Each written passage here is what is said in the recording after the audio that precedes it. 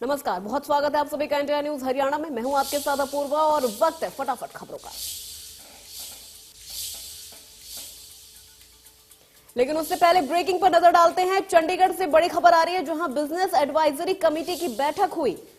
Budget सत्र पर बोले भूपेंद्र सिंह हुड्डा।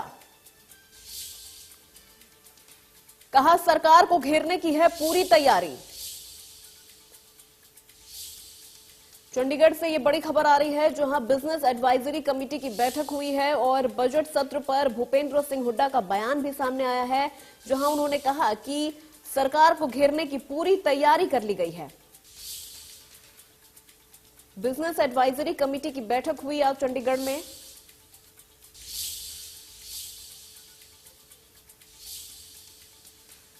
ये बड़ी खबर चंडीगढ़ से हम आपको बता रहे हैं, जहां बिजनेस एडवाइजरी कमेटी की बैठक हुई और बजट सत्र की अवधि तय करने को लेकर मंथन हुआ।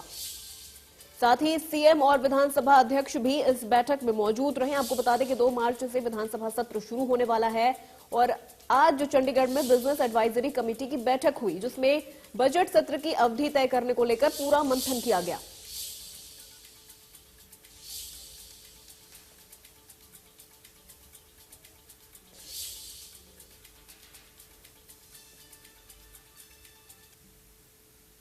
और वो सेशन के सामने रखा जाएगा और उसमें रिकमेंडेशन में 2, 3 और 4, उसके बाद 7 ये राज्यपाल अभिभाषण के ऊपर चर्चा और धन्यवाद प्रस्ताव पारित होगा।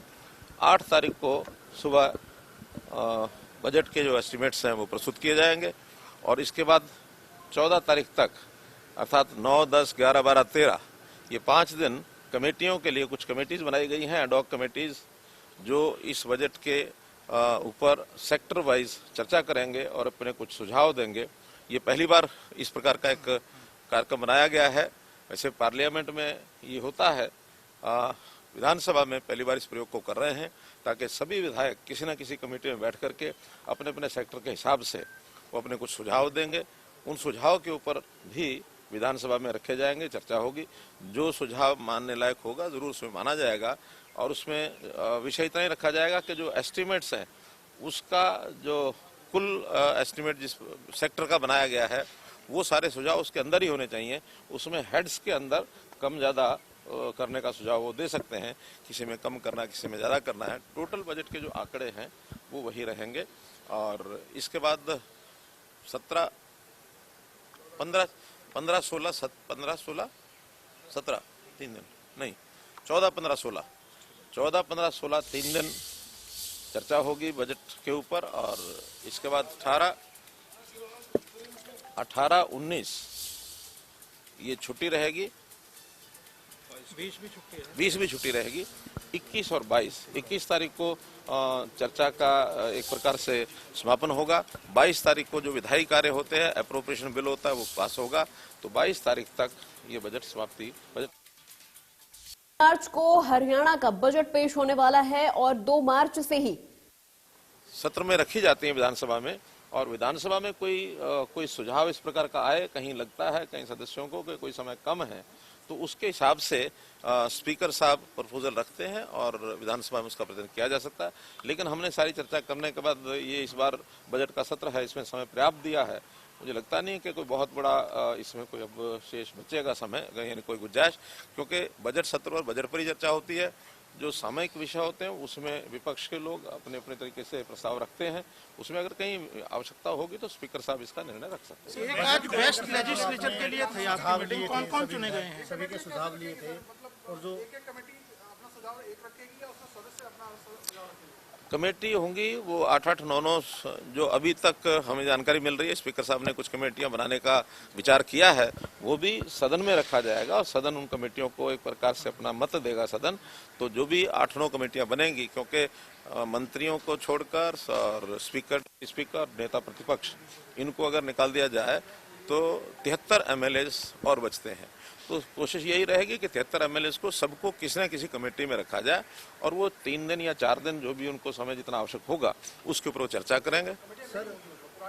नहीं, ये एडॉक कमेटी होंगी। ये सेक्टर बांटे जाएंगे अलग अलग, तो इस सेक्टर के हिसाब से उनको विषय दिया। लेजिस्लेचर के लिए आपने एक कवायद शुरू की है, वो कौन चुने गए हैं जो आज विधायक चुने गए। देखिए, सर्वश्रेष्ठ विधायक हमारी तो केवल सुझाव होते हैं, निर्णय तो स्पीकर साहब को ही करना होता है, क्योंकि वही इस सारे सिस्टम के प्रमुख हैं और स्पीकर साहब इसकी जो भी घोषणा करेंगे जो उनको अच्छा लगेगा वो फैसला नहीं होता है, रिकमेंडेशन होती है और वो रिकमेंडेशन फैसले से पहले बताना संभव नहीं है, उचित भी नहीं है।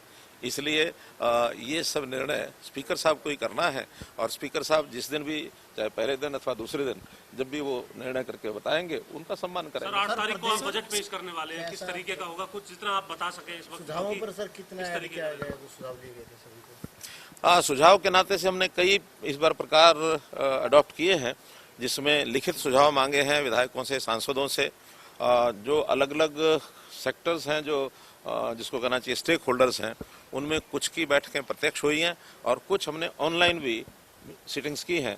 कुल मिलाकर के 8 सिटिंग्स में और लगभग 450 लोगों से मेरी प्रत्यक्ष बातचीत हुई है और सब ने अपने सुझाव दिए हैं। उस सुझाव को हमारे फाइनेंस डिपार्टमेंट ने भी नोट किया है और विभागों ने भी नोट किया है। वो विभाग भी अपनी अपनी रिकमेंडेशन के साथ उन सुझाव को आगे बढ़ाएंगे। अब ये जो समय बचा है 7 तारीख तक का, इस 7 तारीख तक उस बजट में अधिकतम सुझाव उनको कोशिश करेंगे कि उसमें समाहित किए जाए, ताकि अच्छे सुझाव कहीं से भी आए उनको स्वीकार करना हमें लगता है कि वो प्रदेश के हित में होगा। बीबीएमबी को लेकर एक मसला छिड़ा हुआ है विपक्ष में, चाहे नेता विपक्ष भूपेंद्र सिंह हुड्डा है, रणदीप सुरजेवाला, किस चीज में? बीबीएमबी में हरियाणा की सदस्यता समाप्त करने पर वो खत्म हुई है, उसको लेकर क्या कहेंगे? देखिए, ये विषय जब चला था तभी हमने अपना प्रोटेस्ट जो है वो केंद्र सरकार को लिखित में भेजा था कि ये विषय ठीक नहीं है। उनके पास किसी प्रकार की कोई फीडबैक ऐसी रही होगी। कुछ कोर्ट के भी एक निर्णय में टिप्पणी आई हुई है कि डेमोक्रेटिक तरीके से सबको, प्रदेशों को एक अधिकार होना चाहिए, सब लोगों को जो इस लेवल के हैं उनको अप्लाई करने का अधिकार होना चाहिए। फिर उसका चयन करने के लिए कमेटी बनाई जाएगी और एक चयन करने के बाद जो अच्छे बेस्ट सूटेबल मेंबर होंगे वो होंगे। लेकिन हमने ये कहा कि चूंकि इसके ऊपर भाखड़ा डैम के ऊपर जो एक प्रकार से जो अधिकार है, जो इसका उपयोग करते हैं, चाहे पानी का चाहे बिजली का, उसमें पंजाब, हिमाचल, जम्मू, हरियाणा, राजस्थान, यही सब प्रदेश हैं जिनका एक पानी और बिजली का उपयोग जो हम करते हैं, पहले जो परंपरा थी उसी परंपरा से चलना चाहिए। अब उसके बाद भी अभी तो उन्होंने कुछ निर्णय लिया है, फिर भी हम केंद्र सरकार को ये अपना प्रोटेस्ट दर्ज कराएंगे कि जो पहले व्यवस्था है वही बनी रहनी चाहिए। सर यूक्रेन को लेकर, यूक्रेन में छात्र जो हैं हरियाणा के भी काफी फंसे हैं और अब ये भी बात आई कि यूक्रेन का प्रशासन मारपीट भी कर रहा है, भोजन की कमी है उन लोगों को। कोई ताजा तरीन, कोई लेटेस्ट आपकी बात हुई है, कोई संपर्क? देखिए, चूंकि हमारा जो सीधा वहाँ के लोगों से जो सीधा कुछ लिस्ट है या कोई जानकारी ऐसी नहीं कि कितने लोग हैं, कौन कौन वहाँ गए हैं। हमने अपनी ओर से एक ईमेल एड्रेस और एक व्हाट्सएप नंबर जारी किया, उसमें लगभग 700 के आसपास जो संदेश हमको मिले हैं, उन 700 लोगों से हमारा संपर्क बना हुआ है। 91 लोग अभी तक वापस आ चुके हैं। अभी दोपहर के एक फ्लाइट आज और आनी थी, उसमें भी कुछ लोग आए होंगे। हम जो हमारे संपर्क में उनसे हम सीधा संपर्क रखे हुए, MEA के द्वारा, मिनिस्ट्री ऑफ एक्सटर्नल अफेयर्स के द्वारा सबकी एक प्रकार से चिंता की जा रही है कि कहाँ फ्लाइट्स को भेज करके उन लोगों को निकाला जा सकता है, क्योंकि यूक्रेन में तो फ्लाइट्स ले जाना अब संभव नहीं है। तो जो वहाँ से निकल करके दूसरे आसपास के देशों में जा रहे हैं लोग, वहाँ से हम लोग जो है ला रहे हैं। अभी तक 4 फ्लाइट्स पहले आ चुकी हैं, 5वीं फ्लाइट आज अभी दोपहर तक आने वाली है। लगातार उस पर मिनिस्ट्री जो है एक प्रकार से संपर्क किए हुए है। हमने उनसे लिस्ट मांगी है कि हरियाणा की हमारी लिस्ट हमें मिल जाए, कितने लोग हरियाणा के वहाँ हैं, तो उनके परिवारों को भी संपर्क करने की हमने योजना बनाई है। हम अपने डिप्टी कमिश्नर के माध्यम से सबके परिवारों में जाकर के और उनको एक प्रकार से एक साहस, यानी एक हिम्मत बढ़ाने की बात है कि वो निराश न हो और हम जो है सरकार के नाते जो भी संभव होगा उन विद्यार्थियों को, उन नागरिकों को यहाँ लाने का पूरा प्रयत्न करें। सभी जिलों में DC जाएंगे ना सर, घरों में? वो तो जहाँ जाके जो लोग होंगे संपर्क करेंगे वो जाएंगे। धन्यवाद।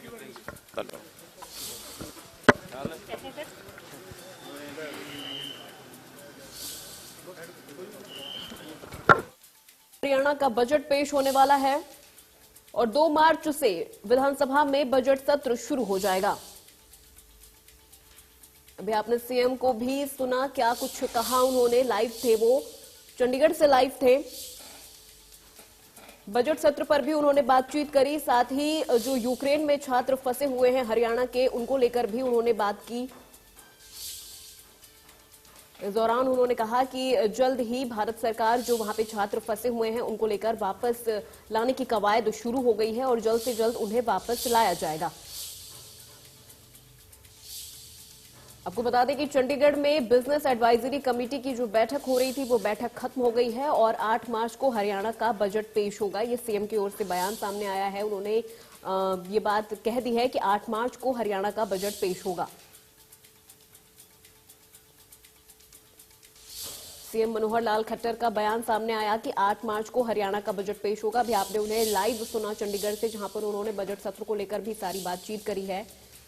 क्या कुछ इस बार बजट में होने वाला है आम जनता के लिए, किसानों के लिए, मध्यम वर्गीय परिवारों के लिए, उद्यमियों के लिए बहुत खास होने वाला है बजट। उन्होंने कहा कि इस बार के बजट में हर वर्ग का पूरा ध्यान रखा जाएगा।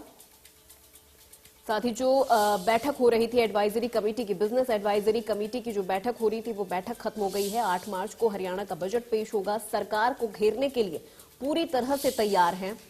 सभी के लिए पर्याप्त समय तय किया गया है। ये सीएम मनोहर लाल खट्टर की ओर से बोला गया है।